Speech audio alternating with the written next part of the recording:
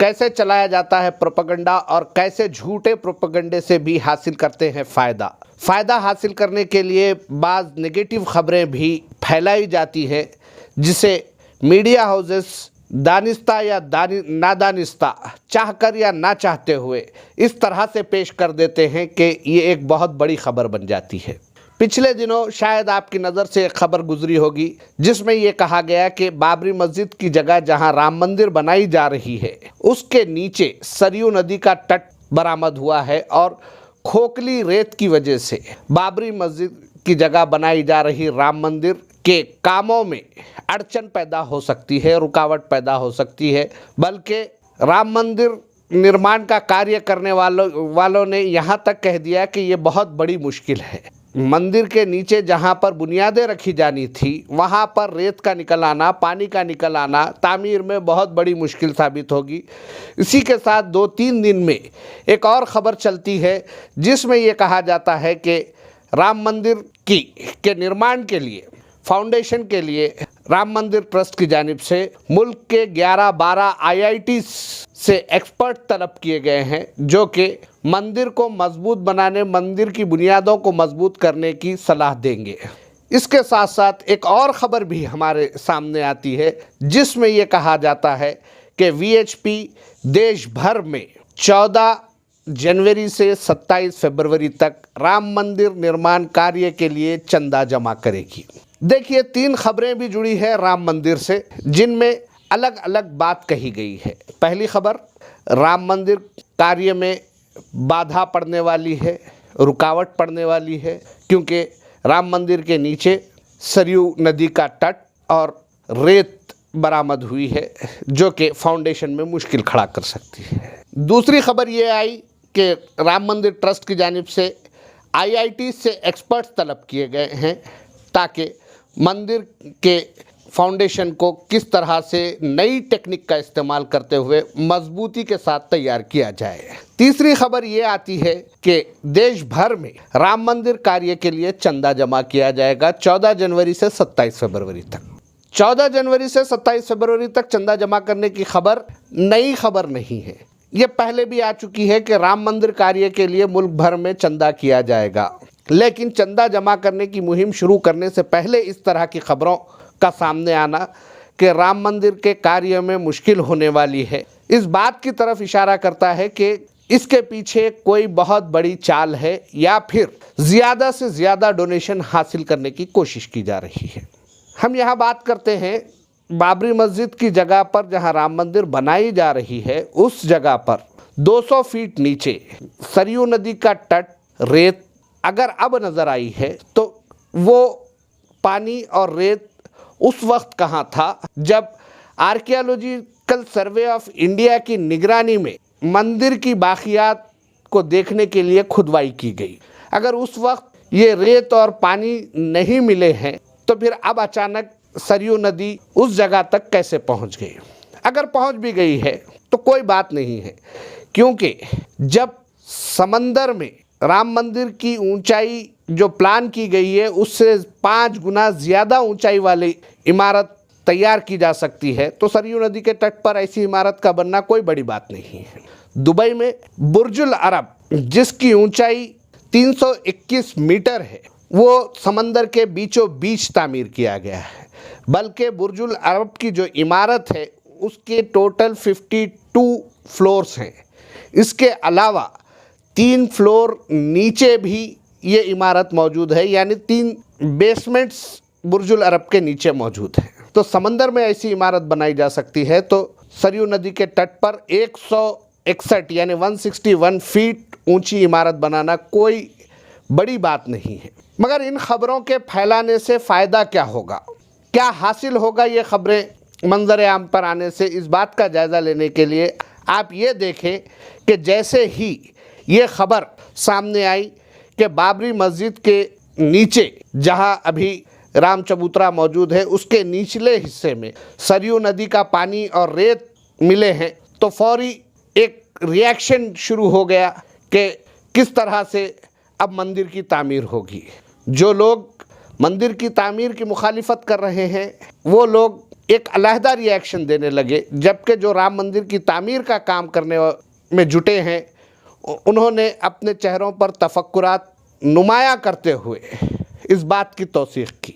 ये एक दो तरह का रिएक्शन सामने आया, जिसके साथ ही लोग दो हिस्सों में बंट गए। लेकिन एक तीसरा हिस्सा ये कहकर आगे आया कि अब मंदिर का जो प्रोजेक्ट 1100 करोड़ रुपये का प्रोजेक्ट है उसमें कुछ इजाफा हो सकता है, यानी और ज़्यादा पैसे लग सकते हैं राम मंदिर के लिए। तो इसका मतलब ये हुआ कि राम मंदिर के नीचे सरयू के तट और रेत के होने की जो बात कही जा रही है वो दरअसल donation campaign, fund raising campaign में जोश पैदा करने के लिए की जा रही है और ज़्यादा से ज़्यादा डोनेशन हासिल करने की कोशिश इसे समझा जा रहा है। मुमकिन है ऐसा ना भी हो, लेकिन एक समझदार जहन जो जज्बात से आरी होकर सोचता है, जज्बात से ऊपर उठकर सोचता है, वो ये सोचने लगा है कि ऐसे वक्त क्यों इस बात को सामने लाया गया कि इस जगह पर रेत और पानी है। 5 अगस्त 2020 को वज़ीर आज़म नरेंद्र मोदी राम मंदिर का भूमि पूजन करते हैं, उस वक्त ये बात सामने नहीं आती। 1992 6 दिसंबर को बाबरी मस्जिद शहीद की जाती है, उस वक्त ऐसी कोई बात सामने नहीं आती। बाबरी मस्जिद शहीद करने के बाद 18 साल के दौरान कई तरह की उस जगह पर तहकीक होती है। आर्कियोलॉजिकल सर्वे ऑफ इंडिया की जानिब से एक्सकैवेशन किया जाता है, खुदाई की जाती है, लेकिन ये बात सामने नहीं आती कि नीचे रेत है और सरयू नदी का पानी भी वहाँ पर मौजूद है। मगर अचानक जब फंड रेजिंग कैंपेन शुरू करने की बात आती है तो उसके साथ साथ ये बातें भी सामने आने लगती है कि किस तरह से मंदिर की तामीर में रुकावटें पैदा होंगी, और उन रुकावटों को दूर करना सिर्फ दौलत के ज़रिए ही मुमकिन है। क्योंकि दुबई में जो बुर्जुल अरब समंदर में तामीर किया गया है उसके लिए 1999 में उस वक्त की टेक्नोलॉजी इस्तेमाल करते हुए 100 करोड़ US डॉलर खर्च किए गए। 100 करोड़ US डॉलर बुर्जुल अरब की तामीर पर खर्च किए गए 1999 में, जबकि डॉलर की कीमत उस वक्त 43 रुपये 6 पैसे हुआ करती थी। आज सरयू नदी के तट पर मंदिर की तामीर के लिए मुमकिन है उतनी ही रकम, वैसी ही रकम खर्च की जाएगी, क्योंकि किसी हुकूमत की जानिब से तो खर्च करनी नहीं है, आवाम से ही लेकर खर्च करना है। एक और बात, 1989 से RSS राम मंदिर की तामीर के लिए चंदा जमा कर रही है। इस बात को नोट किया जाना चाहिए कि 1989 से राम मंदिर के लिए चंदा कलेक्ट किया जा रहा है। RSS ने उस वक्त 1.25 रुपये से 10 रुपये तक के कूपन जारी किए थे और करोड़हा रुपये उस वक्त भी जमा किए गए। करोड़हा रुपये मंदिर के पिलर तराशने के लिए खर्च किए गए, मंदिर के लिए ईंटें जमा की गई, पत्थर जमा किया गया, और अब ये कहा जा रहा है कि मिर्ज़ापुर से लाल पत्थर मंदिर की तामीर में इस्तेमाल के लिए हासिल किया जाएगा। 1989 से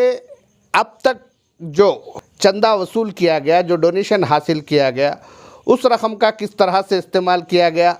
इस चीज़ को मंजर आम पर लाने के बाद नई फंड रेजिंग की जानी चाहिए। लेकिन हुकूमत ने राम मंदिर के लिए दिए जाने वाले चंदे को ATG यानी ATG के तहत टैक्स एग्जेम्प्टेड करार दिया है। RSS VHP ने 14 जनवरी से 27 फरवरी के दरमियान की जाने वाली फंड रेजिंग के लिए 10 रुपये से 1000 रुपये तक के कूपन जारी किए हैं। 1000 रुपये के ऊपर जो कोई चंदा देगा वो चेक के ज़रिए वसूल करने का ऐलान किया गया है। यकीनन ट्रांसपेरेंसी बहुत अच्छी बात है, ये पता होना चाहिए कि किस से कितनी रकम वसूल की गई और किस तरह से वो खर्च की गई है। लेकिन 1989 से अब तक जो रकम वसूल की गई वो किस तरह खर्च की गई, और उसमें जो रकम बाकी है वो क्या ट्रस्ट को हवाले की गई या नहीं, इस बात को भी मंजर आम पर लाने की ज़रूरत है। सरयू नदी के तट पर वाक़े इस मंदिर के लिए 1100 करोड़ का जो प्रोजेक्ट तैयार किया गया है, जो एस्टिमेट लगाया गया है, क्या उस एस्टिमेट में ये कंप्लीट कर लिया जाएगा या इससे ज़्यादा रकम लगेगी, इस बात की भी वजाहत हो जानी चाहिए। अगर ये वजाहत नहीं होती है तो कई तरह के डाउट्स सामने आएंगे, क्योंकि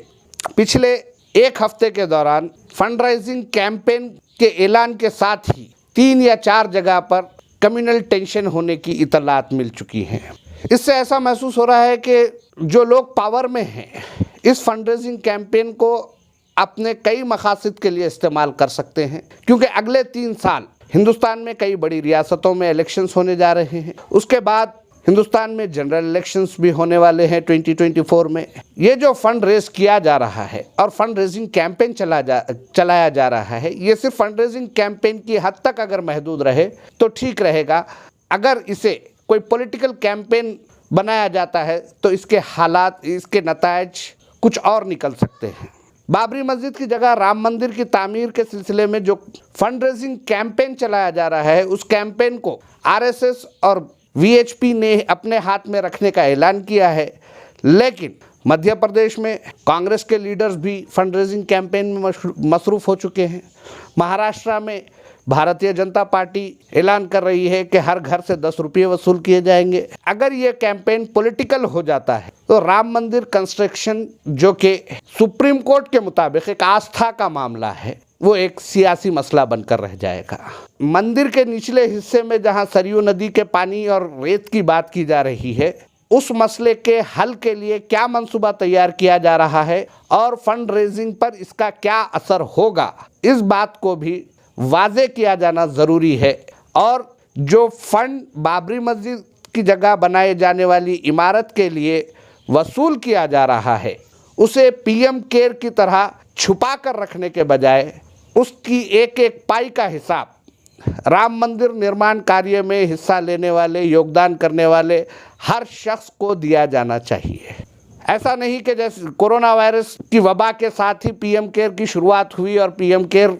में पैसे जमा होने लग गए, जब हिसाब पूछा जा रहा है तो कोई जवाब देने के लिए तैयार नहीं है। इसी तरह अगर राम मंदिर के लिए किए जाने वाले फंड रेजिंग से हासिल होने वाले बजट का भी हाल होता है तो ये सरासर मुल्क के अवाम के साथ धोखा होगा। मुल्क के अवाम को धोखाधड़ी से बचाने के लिए सरयू नदी की हकीकत क्या है,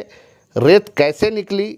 अगर पहले से रेत वहाँ पर थी तो 500 से ज़्यादा साल तक बाबरी मस्जिद की इमारत वहाँ कैसे कायम रही, क्यों 1992 में इस इमारत को शहीद करना पड़ा, इन बातों की भी वजाहत की जानी चाहिए।